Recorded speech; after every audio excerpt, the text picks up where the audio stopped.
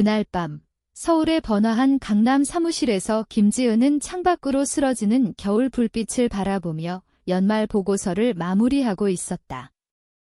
31살, 금융투자회사의 선임 애널리스트로 그녀의 삶은 숫자와 그래프로 가득 차 있었다.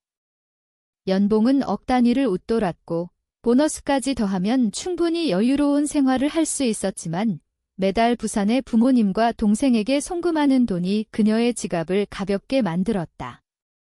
사무실은 이미 텅 비어 있었고 그녀처럼 일벌레인 동료 몇 명만 남아 있었다. 크리스마스 이브였지만 지은에게는 특별할 게 없었다. 가족과 함께 보내는 날, 웃기지도 않았다. 핸드폰이 진동했다. 아버지의 이름이 화면에 떴다. 평소 아버지는 문자보다는 어머니를 통해 연락하곤 했으니 이상했다. 어쩌면 크리스마스 선물 비용을 더 보내달라는 요청일까? 아니면 어색한 인사일까? 그녀는 메시지를 열었다. 크리스마스가 너 없이 더 좋을 거야? 오지마이 그 7글자가 눈앞에 박혔다. 3번 읽어도 의미는 변하지 않았다. 후속 메시지도 해명도 없었다. 지은은 핸드폰을 조심스럽게 내려놓았다. 손은 떨리지 않았다. 그 떨림은 나중에 올 터였다. 대신 이상한 분리감이 들었다. 마치 자신을 방 안에서 지켜보는 듯한 느낌. 맞은편 책상에 앉아있는 맞춤 정장과 디자이너 구두를 신은 여자. 8년 만에 초급 애널리스트에서 선임으로 올라온 그녀는 가족의 크리스마스에서 공식적으로 초대받지 못한 사람치고는 놀랍게 평온해 보였다. 분석적인 그녀의 뇌가 작동하기 시작했다. 패턴을 파악하고 추세를 예측하는 훈련된 부분이 수년간 무시해온 점들을 연결짓기 시작했다. 이틴 생일들, 페이스북 사진으로 알게 된 가족 여행들, 대화가 항상 다음 송금으로 흘러가는 방식. 어머니의 목소리가 연봉 보너스를 언급할 때 갑자기 따뜻해지는 것, 동생 민우가 보석금이나 월세가 필요할 때만 문자하는 것, 그녀는 다시 핸드폰을 들고 답장을 썼다. 한 글자. 알았어. 그리고 노트북을 닫고 물건을 챙겨 엘리베이터로 향했다. 경비원이 메리 크리스마스를 외쳤고 그녀는 미소로 답했다. 수년 만에 진심으로 느껴지는 인사였다. 홍대 근처의 아파트로 돌아온 지은은 좋은 와인을 따랐다. 특별한 날을 위해 아껴둔 거였다. 은행 앱을 열자 수년간 설정한 자동 이체 목록이 보였다. 부모님 공동 계좌로 매달 150만 원, 민우 월세 보조 80만 원, 아버지 트럭 보험, 어머니 의료비, 모기지 지원. 그녀는 재빨리 계산했다. 지난 6년간 거의 2억 원 가까이, 대출이 아니라 선물, 가족에 대한 투자였다. 그런데 그 가족이 투자자를 없애면 더 나을 거라 선언한 셈이다. 깨달음은 극적으로 오지 않았다. 그냥 자리에 앉았다. 어둠 속에서 조립하던 퍼즐의 마지막 조각처럼. 그들의 관계는 사랑이나 의무가 아니었다. 거래였다. 소속감을 너무 갈망한 나머지 세부 조항을 읽지 못한 그녀의 탓이었다. 그녀의 가치가 은행 잔고와 같다는 걸 이제야 알았다. 와인을 한 모금 더 마시고 목록을 만들기 시작했다. 원한의 목록이 아니라 실무적인 것, 분기 보고서처럼. 자동 이체 취소, 은행 비밀번호 변경, 생명보험과 퇴직연금 수혜자 업데이트, 응급 연락처에서 그들 이름 지우기. 11시 15분에 끝났다. 실패한 포트폴리오를 재구성하듯 그녀의 금융생활에서 가족을 효과적으로 제거했다. 깨끗하고 정밀하게, 감정 없이. 하지만 아직 끝나지 않았다. 12월 24일 인천행 비행기 티켓을 예매하고 부산 외곽의 저렴한 모텔을 잡았다. 화해하거나 대면하기 위해서가 아니라 지켜보기 위해. 나 없이 더 나은 크리스마스가 어떤 모습인지 보려고. 잠자리에 들기 전 핸드폰은 여전히 조용했다. 실수였다는 후속 문자도 어머니의 중재 전화도 없었다. 그 침묵이 메시지였다. 어차피 돈 들고 올 거라 생각하는 거지? ATM에게 집에 오지 말라고 한 결과가 뭔지 곧 알게 될 터였다. 부산 근교의 작은 마을에서 자란 지은은 어린 시절부터 투명 인간이 되는 법을 배웠다. 김씨 집안에는 두 자녀가 있었다. 황금 같은 아들 민우, 그의 모든 숨결이 축하받았고 그녀는 가족 사진의 가장자리에 겨우 끼는 딸이었다. 7살 때 처음 역할을 깨달았다. 민우의 5번째 생일, 어머니는 공룡 테마 파티를 몇 주간 준비했다. 완벽한 케이크, 장식, 심지어 대여한 캐릭터 의상까지. 같은 해 그녀의 생일은 가게에서 산 컵케이크와 아버지의 업무 통화 사이에 던져진 생일 축하로 끝났다. 차이를 지적하자 어머니는 한숨 쉬며 말했다. 지은아, 너는 너무 독립적이잖아. 민우는 더 관심이 필요해. 독립적. 그 단어는 그림자처럼 그녀를 따라다녔다. 어머니가 민우의 도시락에 쪽지를 끼워줄 때 그녀는 스스로 도시락을 쌌다. 민우가 차로 등교할 때 그녀는 걸어서 갔다. 민우가 기본 산수에 아버지의 도움을 받을 때 그녀는 혼자 대수를 풀었다. 민우가 어려워서가 아니라 아들은 강한 롤모델이 필요하다고 아버지는 지역 자동차 공장의 생산 관리자였다.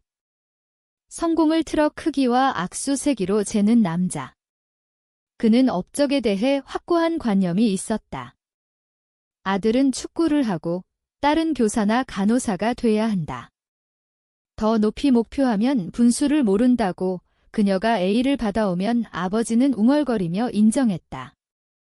민우가 C를 받아오면 머리를 쓰다듬으며 내 새끼답네. 스포츠와 친구가 진짜지라고. 어머니는 교회 유치원에서 파트타임으로 일했다. 캐서롤과 의미심장한 침묵으로 소통하는 여자. 그녀는 선택적 관심의 달인이었다. 민우가 무릎을 다치면 반창고와 키스로 달려갔지만 지은이 철봉에서 떨어져 팔목이 부러졌을 때는 아이스팩을 주며 조심해야지라고만. 너는 강하니까 강함이 선택이 아니라 배정받은 거라는 듯 재정 불평등도 일찍 시작됐다. 민우는 새 자전거, 브랜드 옷, 최신 게임기를 받았다.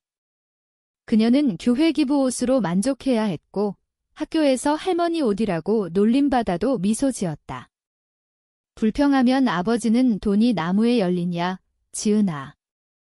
게다가 너는 그런 거 신경 안 쓰잖아, 라고. 12살에 베이비시터를 시작해 돈을 신발 상자에 모았다. 14살에 동네 마트에서 방과 후 아르바이트를 했다. 부모님은 돈이 어디 가는지 묻지 않았다. 대학을 위해 모은다고 생각했을 뿐 책임감 있는 지은이니까. 그들은 그녀가 스스로 학용품, 옷, 탈출로를 사는 걸 몰랐다. 고등학교 졸업식 밤, 그녀는 서울대학교 입학 허가서를 들고 거실에 앉아 있었다. 학업 장학금 풀 커버. 비밀리에 지원한 거였다. 부모가 분수 모른다고 할 걸 알았으니까. 어머니의 첫 반응은 축하가 아니었다. 그럼 민우는 누가 도와? 민우는 16살, 스스로 할 수 있었지만 그는 할 필요가 없었다. 그해 8월 대학으로 떠날 때 어머니는 울었다. 날 그리워서가 아니라 이제 민우를 직접 등교시켜야 해서. 서울대에서 지은은 번성했다. 모든 수업, 도전, 기회가 그녀가 투명한 부산 소녀가 아님을 증명했다. 금융 전공의 데이터 분석 부전공, 숫자의 명확함에 끌렸다. 숫자는 거짓말하거나 편애하지 않았다. 교수들이 그녀를 알아봤고 동기들이 함께 공부하고 싶어 했다. 생애 처음으로 보였다. 하지만 매주 일요일 전화가 왔다. 안부가 아니라 민우의 새 축구 장비, 아버지 시간 단축, 세탁기 고장. 독립적인 지은이는 아르바이트, 인턴십, 모은 돈으로 송금했다. 패턴이 너무 익숙해 의심조차 하지 않았다. 김씨 집안의 사랑은 희생이었고 그녀만 희생해야 했다. 민우가 전문대 중퇴할 때 아파트 비용을 댔다.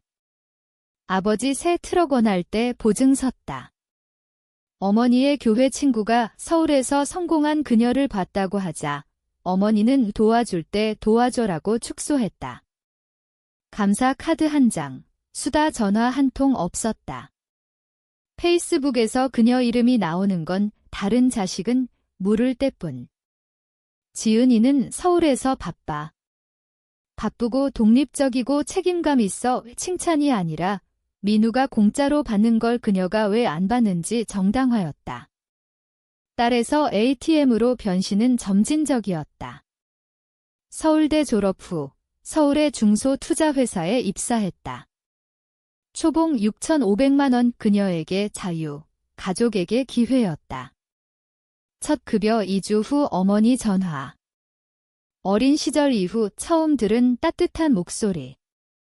지은아, 아버지 트럭 변속기 고장. 일 때문에 필요해. 320만 원. 350만 원 보냈다. 여부는 식료품이라고 자신에게 말했다.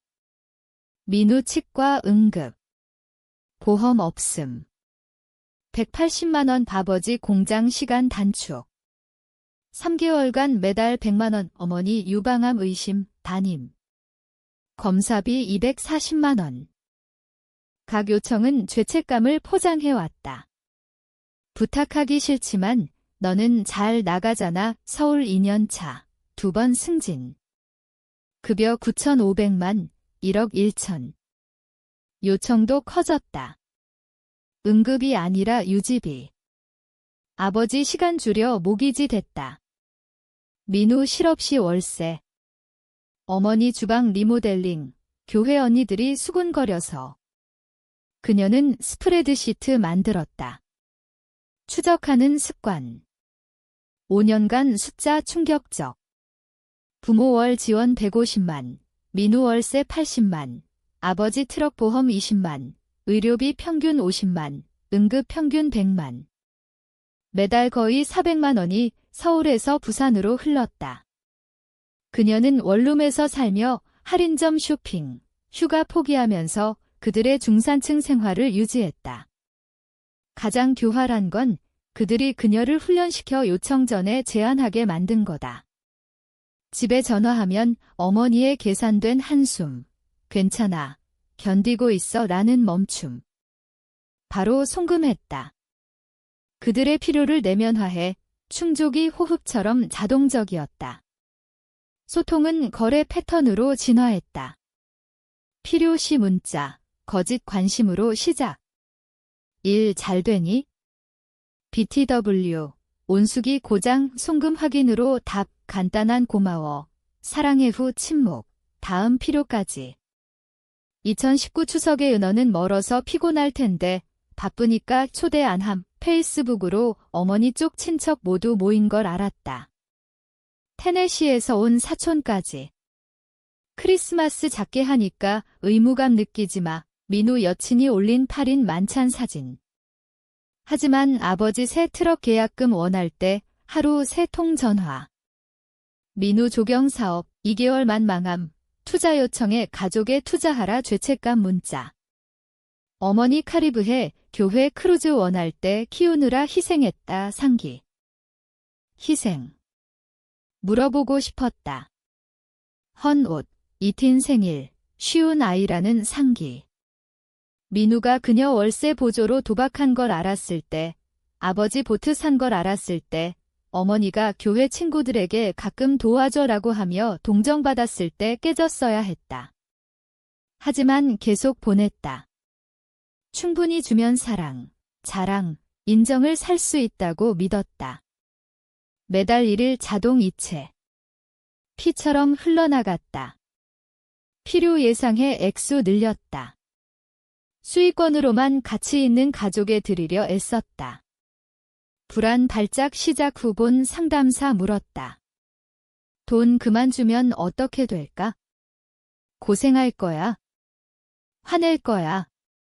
그리고 이 답 못했다. 진실 알았으니까? 아무 일도 안 일어날 거야? 갑자기 사랑 안 해, 날 안 봐, 다른 원천 찾거나 지출 줄일 거야? 금융생활에서의 부재는 주목받지만 실제 생활에서의 부재는 이미 아니었다. 아버지 문자 놀랍지 않았다. 처음 솔직히 말한 거지? 그녀는 직접 입금보다 딸로 더 나은 존재였다. 12월 24일 아침 5시 자신 선택의 명확함으로 깨어났다. 망설임, 죄책감 없음. 주방에서 커피 타며 노트북 열고 체계적 단절 시작했다. 먼저 자동 이체. 은행 로그인, 모든 반복 지불 취소. 부모 150만, 민우 80만, 아버지 보험, 어머니 의료 펀드. 각 취소 클릭이 그녀를 조여온 밧줄 자르는 듯 다음 신용카드. 2장 승인 사용자, 응급용이라더니 월 쇼핑으로. 제거하고 회사에 공식 서한. 즉시 효과. 공동저축계좌는 까다로웠다. 5년 전 어머니와 열었음. 아버지 의료비 관리라더니. 잔고 1,500만 원, 모두 그녀 기부. 그들은 한 푼도 안 넣음. 전액 그녀 계좌로 이체하고 폐쇄. 은행에 설명하라지.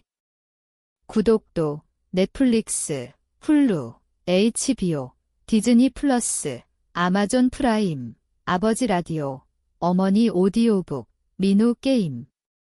모두 취소.